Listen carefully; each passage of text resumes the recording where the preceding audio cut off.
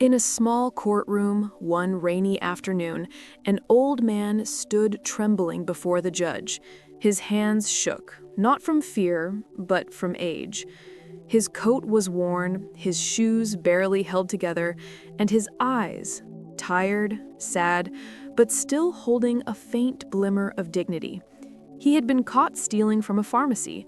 Not money, not luxury, but 2 packets of medicine. The courtroom murmured as the judge looked down at the file. He adjusted his glasses, scanning the report before him. "Name?" the judge asked. The old man cleared his throat weakly. "Samuel Brooks, Your Honor." "Mr. Brooks, you're charged with theft. The report says you were caught stealing medicine from City Care Pharmacy. Do you admit this?"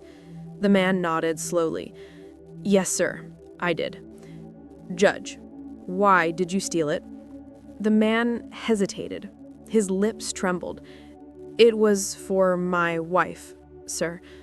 The judge leaned forward. "For your wife?" "Yes," he whispered. "She's very sick. The doctors said she needed those pills to stay alive another week or 2. I begged the pharmacist for help, but they said they couldn't give anything without full payment." The judge asked softly, "Did you try to get money?" "I did, sir.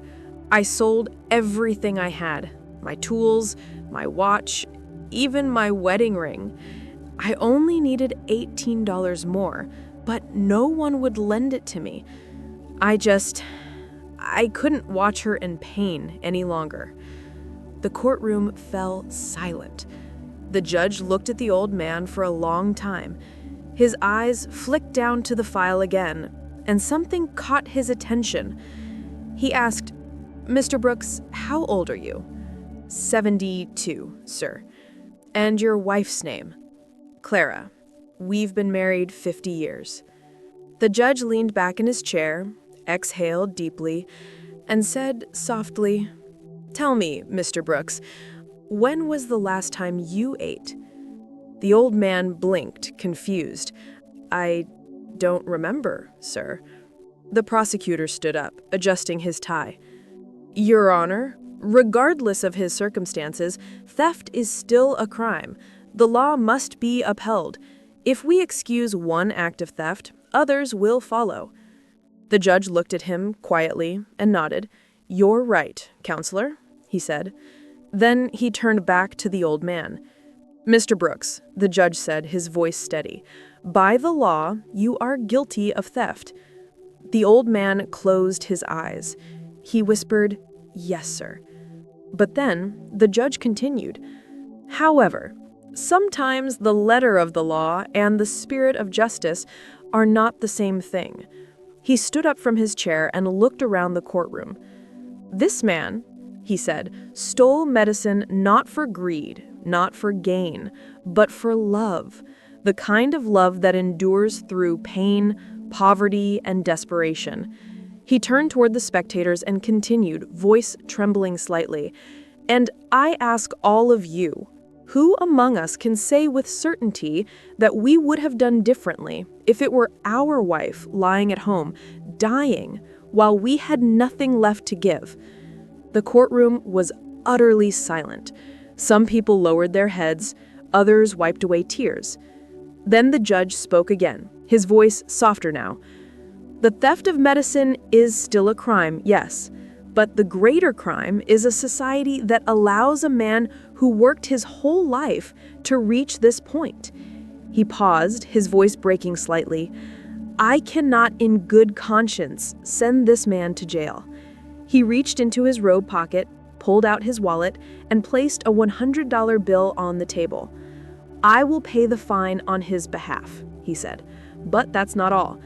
He looked around the courtroom and said firmly, "I fine every person in this courtroom $10, including myself, for living in a city where a man must steal to save his wife." People began standing up, quietly walking forward.